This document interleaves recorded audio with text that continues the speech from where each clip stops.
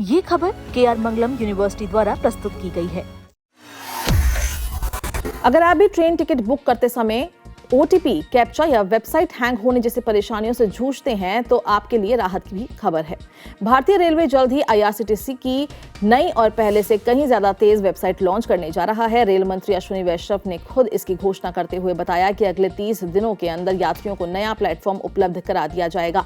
ये घोषणा उस समय सामने आई जब रेल मंत्री राजस्थान के जयपुर स्थित एक तकनीकी संस्थान में छात्रों के साथ संवाद कर रहे थे। बातचीत के दौरान छात्रों ने रेलवे टिकट बुकिंग से जुड़ी समस्याओं को खुलकर सामने रखा। कई छात्रों ने बताया कि टिकट बुकिंग के समय OTP समय पर नहीं पहुंचता, कैप्चा बार बार फेल हो जाता है, कई बार तो पूरी प्रक्रिया के दौरान सीटें ही खत्म हो जाती है। छात्रों की शिकायत सुनने के बाद रेल मंत्री ने इसे सामान्य समस्या मानकर टालने के बजाय तुरंत संज्ञान लिया। उन्होंने मौके पर ही संबंधित अधिकारियों से बातचीत की और मौजूदा सिस्टम में सुधार की जरूरत पर चर्चा की।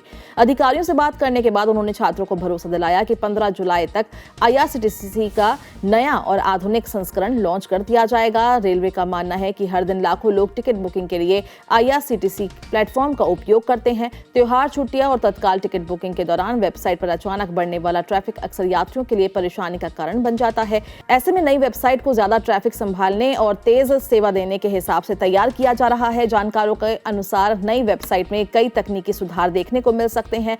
इससे तेज लॉगिन प्रक्रिया, बेहतर सर्वर क्षमता, आसान टिकट बुकिंग इंटरफेस और OTP सत्यापन प्रक्रिया को अधिक सुगम बनाने पर जोर दिया जा रहा है। इससे यात्रियों को टिकट बुकिंग के दौरान होने वाली देरी से राहत मिलने की उम्मीद है। छात्रों के साथ हुई बातचीत में एक छात्र ने विशेष रूप से ये मुद्दा उठाया कि कई बार OTP समय पर नहीं आता और जब तक OTP मिलता है तब तक वेटिंग या उपलब्ध सीटों की स्थिति बदल चुकी होती है। ऐसे अनुभवों के कारण लोगों का काफी समय और मेहनत दोनों बर्बाद होते हैं। इस समस्या को गंभीरता से लेते हुए रेलवे ने नई व्यवस्था पर तेजी से काम शुरू कर दिया है। रेल मंत्री ने इस अवसर पर छात्रों को रेलवे की नई डिजिटल सेवाओं के बारे में भी जानकारी दी। उन्होंने टिकट बुकिंग और अन्य रेलवे सुविधाओं के लिए विकसित किए गए रेल1 ऐप के उपयोग की सलाह दी।